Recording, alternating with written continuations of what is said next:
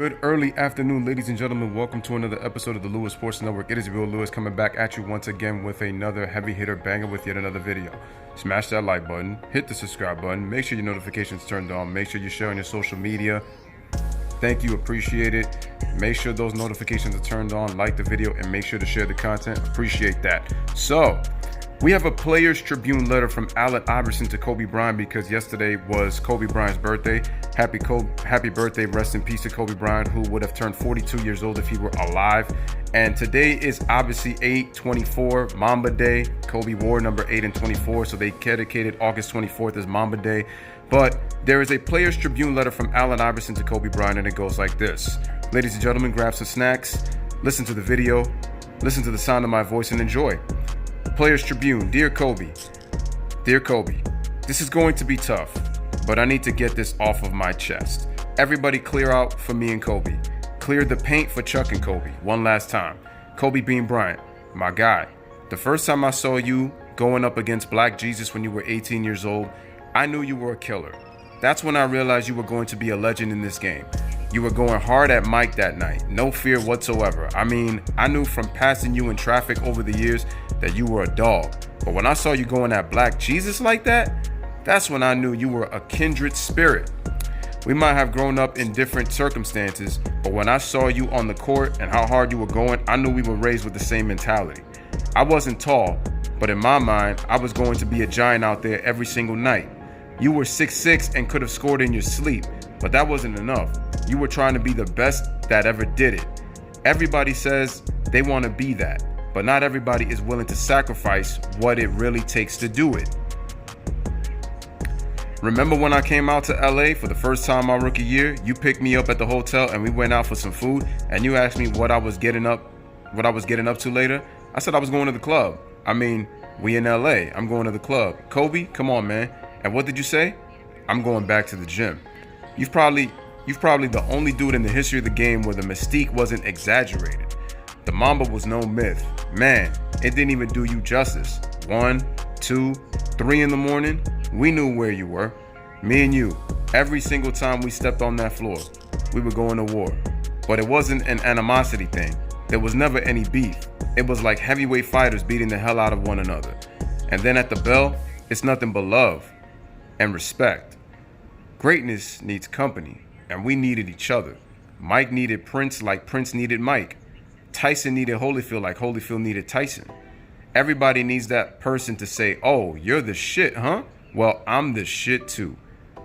Greatness needs company, and we needed each other, right? And boy, you were the shit. You were the toughest man that I've ever seen in this game. The most cold-blooded serial killer I've ever seen. The fiercest competitor I've ever seen. I remember hearing the story that you were on the road and you were watching the highlights of me dropping 35 on the Knicks at the Garden our rookie year. And you got so mad that you smashed up the hotel room and you started researching me like you were in the CIA. Get me the file on AI. I bet it was like that. Studying how great white sharks hunt down seals in the Pacific Ocean and whatnot. What I love about that story is it's the truth. That was just our relationship. Two dudes pushing each other to greatness. The next time you came through Philly, you were all up in my shit. There was no half-stepping you. Every first step, I have to go 100. You're 6'6", and it was like you wanted to guard me. You wanted the challenge. You wanted to show me that you were the baddest mother effer to ever play the game. And I didn't want any part of Kobe Bryant on the other end. Man, hell no. I'm not stopping you. Nobody's stopping you. You were Kobe, and you were gonna do whatever you wanted to do out there because you were a sniper, an assassin, a cold-blooded killer. And now I'm talking about you in the past tense, and I still get emotional about it. It still doesn't seem real. You were my guy. The 2001 NBA Finals,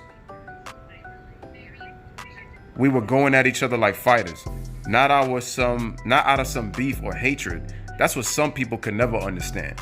Not out of hate, out of admiration, out of love. I can't tell you how many pictures I've seen of me and you at the free throw line, talking our shit and just smiling. Man, who the hell loses an NBA scoring title averaging 33 a game? How the hell are you going to average 35 like that? Man,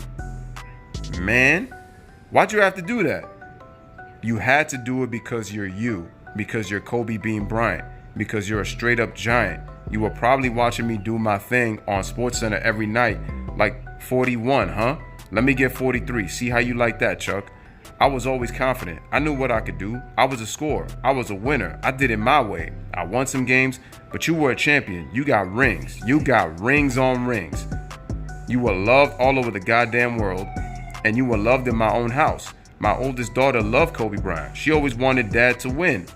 Don't get me wrong, but she wanted Kobe to go off too. My kids used to be hitting me, talking about how they want the Kobe Adidases when they came out. They were rocking number 8 and number 24 because you were one of their heroes.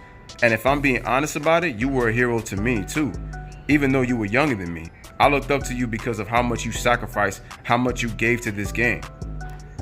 Anytime anybody asks me who's the greatest of all time, I'm not gonna bullshit you. MJ is always number 1.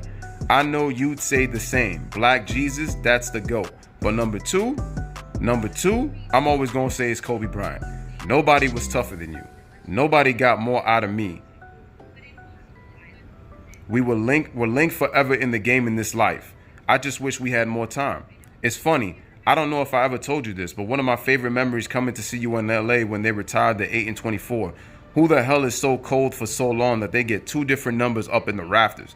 I could have missed that moment for the world. But you know what's so crazy about it? Everybody in the Staples Center was treating me like we won them rings in 2001. Security was giving me all types of problems when I was trying to get down on the floor. Man, y'all won. Los Angeles. I'm trying to get out on the court to congratulate you like that's my guy, and security's looking at me like I'm crazy. Ha ha ha. Y'all won. Y'all got the rings. Man, when I finally got onto the court, onto the floor, and I gave you a hug and you were holding your baby girl in your arms, that was a moment that I'll never forget. I was just happy to be there. I was happy to be a part of the legacy that is Kobe Bean Bryant. Where'd the time go, man? That first trip out to LA feels like it was just yesterday. We were just kids with everything in front of us. What you getting up to later? I'm going to the club. I'm going back to the gym. I'll never forget that. You're not here on this earth anymore, but you're not gone either. You just say the name Kobe Bryant and the memories come back in a split second. I can see you pointing your finger up in the air, walking off the court after you drop 81 on Toronto. I can see you jumping up in the air just like MJ after you won the title. I can see you standing next to me at the free throw line smiling, not even saying anything, just looking at me like, it's on, Chuck. Those memories aren't going anywhere. And yeah, we gonna cry. We're still gonna cry sometimes when we remember that you're really gone. But we gonna smile like a mother effer, like when we think of the memories. I don't really know how I'm supposed to close out a letter like this. I don't really know how to say goodbye to an NBA legend, a father, a husband, a friend. I don't really have the words. All I know is, I love you, brother. Sincerely, Chuck. The Legend of Kobe Bryant, a collection of our favorite stories by and about the Black Mamba, all from the archives of the Players Tribune. So ladies and gentlemen, that's the Players Tribune letter from Allen Iverson to the late Kobe Bryant, because today is Mamba Day. Yesterday was his birthday, so salute, rest in peace to him, Gigi, and the 7 other victims that were in that horrific helicopter crash. But once again, this is your boy Lewis coming back at you with another one. Let me know what you guys think on that letter tribute from AIvsKobe. Bless up, live, laugh, love. Thank you guys for watching, and y'all already know how the Lewis Sports Network does, man. And I'm